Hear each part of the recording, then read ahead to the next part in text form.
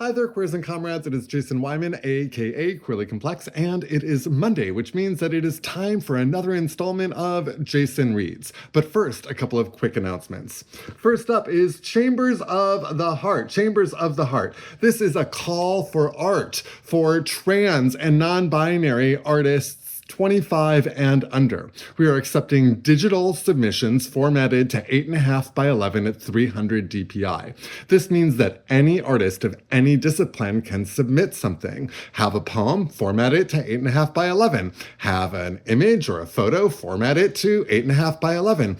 Have a score, format it to 8.5 by 11. Have a still from a video, format it to an 8.5 by 11 and submit it right here at queerlycomplex.com. This is up until March 16th. That's right, March 16th. Make sure to turn it in today. The second thing I wanted to chat about is Thursday's hour for queers and comrades. That is every single Thursday. The doors open at 5:30 p.m. at 465 Collective, located at 465 South Van Ness right here in Yalamu, which is also known as San Francisco. We have Queer Art Club coming up, and this week we have Archive Club. Are you interested in archiving?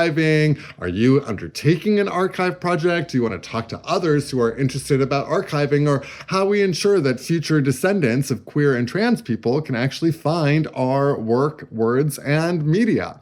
Come to our Archive Club this Thursday. That starts around 7:15-ish. Everything can be found at queerlycomplex.com. And now I want to actually move to this week's reading. This week's reading is courtesy of Transmarch. One of the beautiful things about 465 Collective is that it is a venue and a space and a community gathering spot. And thanks to that, I've been able to host Transmarch, their volunteer meetings and their safety team meetings and a whole bunch of other things over the last year and a half. We had a Transmarch meeting this Sunday, doing some planning for upcoming Trans Day of Visibility, which is March 29th, 2026. And as part of this year's organizing model, we are reading and studying the words and works of other people. And so I decided, because I got this yesterday, that I would select the same reading that we did at Transmarch yesterday, which is the Black Panther Party's 10-point program. So today I'm going to read from the Black Panther Party's 10-point program. This is published in 1972, and here we go. We want freedom. We want power to determine the destiny of our Black and oppressed communities. We believe that Black and oppressed people will not be free until we are able to determine our destinies and our own communities ourselves, by fully controlling all the institutions which exist in our communities. We want full employment for our people.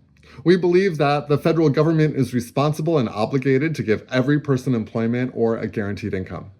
We believe that if the American businessman will not give full employment, then the technology and means of production should be taken from the businessman and placed in the community so that the people of the community can organize and employ all of its people and give a high standard of living. We want an end to the robbery by the capitalists of our Black and oppressed communities. We believe that this racist government has robbed us, and now we are demanding the overdue debt of 40 acres and 2 mules. 40 acres and 2 mules were promised 100 years ago as restitution for slave labor and mass murder of Black people. We will accept the payment in currency, which will be distributed to our many communities. The American racist has taken part in the slaughter of over 50 million Black people. Therefore, we feel this is a modest demand that we make. We want decent housing, fit for the shelter of human beings.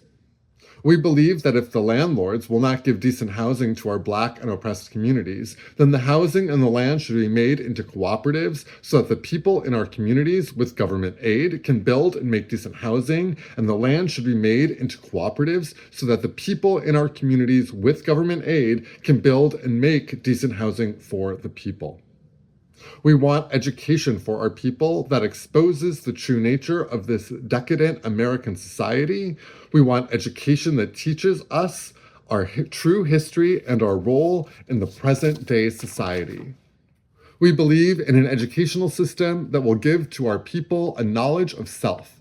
If you do not have the knowledge of yourself and your position in the society and the world, then you will have little chance to know anything else. We want completely free healthcare for all Black people and oppressed people. We believe that the government must provide free of charge for the people health facilities which not only treat our illnesses, most of which have come about as a result of our oppression, but which will also develop preventative medical programs to guarantee our future survival. We believe that mass health education and research programs must be developed to give all Black people and oppressed people access to advanced scientific and medical information so we may provide ourselves with proper medical attention and care. We want an immediate end to police brutality and murder of Black people, other people of color, all oppressed people inside the United States.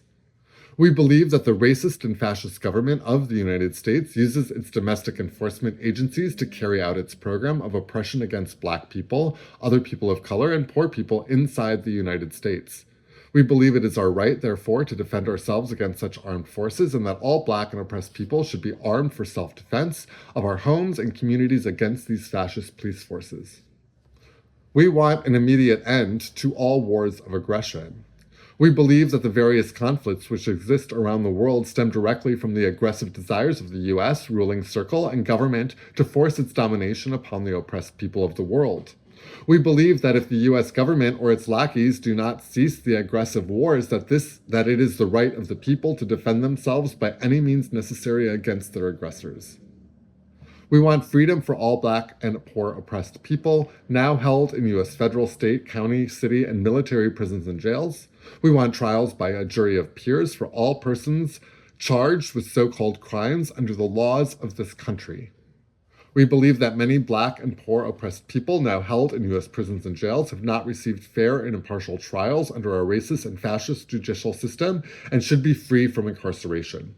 We believe in the ultimate elimination of all the wretched, inhumane penal institutions because the masses of men and women in prison inside the United States or by the U.S. military are the victims of oppressive conditions which are the real cause of their imprisonment. We believe that when persons are brought to trial, that they must be guaranteed by the United States juries of their peers, attorneys of their choice and freedom from imprisonment while awaiting the trials. We want land, bread, housing, education, clothing, justice, peace, and people's community control of modern technology. When, in the course of human events, it becomes necessary for one people to dissolve the political bands which have connected them with another, and to assume among the powers of the earth the separate and equal station to which the laws of nature and nature's God entitle them, a decent respect to the opinions of mankind requires that they should declare the causes which impel them to the separation. We hold these truths to be self-evident, that all men are created equal, that they are endowed by their creator with certain unalienable rights, that among these are life, liberty, and the pursuit of happiness. That to secure these rights, governments are instituted among men, deriving their just powers from the consent of the governed, that whenever any form of government becomes destructive of these ends, it is the right of the people to alter or to abolish it and to institute a new government, laying its foundations on such principles and organizing its power in such form as to them shall seem most likely to affect their safety and happiness.